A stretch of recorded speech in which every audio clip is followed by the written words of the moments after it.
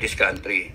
And you two armed forces, hinayaan namin kayo for such a long time na to stand for the Filipino people, and you better deliver.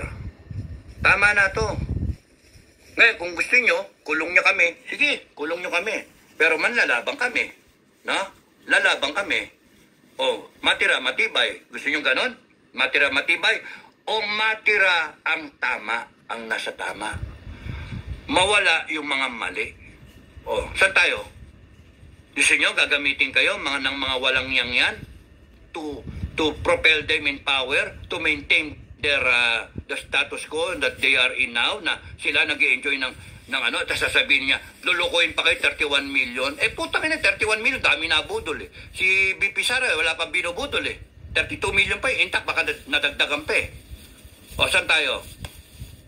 Doon tayo sa hindi nagnanakaw. Pinalalabas nila ngayon, bine-breakdown si Inday Sara, magnanakaw. 125 million. Nasa COA yon. Kung hindi siya maano ng COA, putang ina, balalang COA ang magsalita. Hindi yung kongreso natin. May proseso tayo. Correct. Sila mismo nagbabiolate ng Constitution. COA is a constitutional body. Correct. Tapos yung human rights natin, inutil. Dapat nga sa inyo, i-disband na kayo eh. Umaas ng korte ang kongreso eh. Anong classic kayo human rights? Pero dinidepensa nyo, panay mga kriminal eh. Panay mga drug addict. O panay mga ano. Kung hindi rebelde, mga drug lord, ang pinoprotekta niyo. Yung taong bayan mismo, tignan nyo si Lopez, tahimik kayo. Attorney Lopez, ha? Tahimik kayo. Kaya na human rights. Constitutional body. That you're supposed to protect the Filipino people. Every Filipino. Yung rights ng taong bayan. Hindi, kayo nakatingin lang, nakaganyan kayo. Putya nga, kung hindi NPA ang pinoprotekta nyo, CPP, NPA, NDF, mga kriminal. At tinitira nyo, AFP tsaka PNP. Gago, isara ko kayo eh.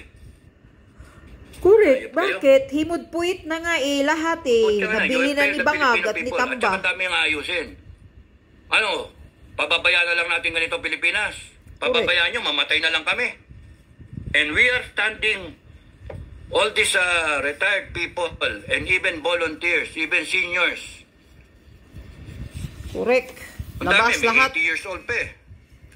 May 70 plus. Labas tayong lahat. Galing na atake. And they are fighting for the country because they love the idea that we deserve a better country.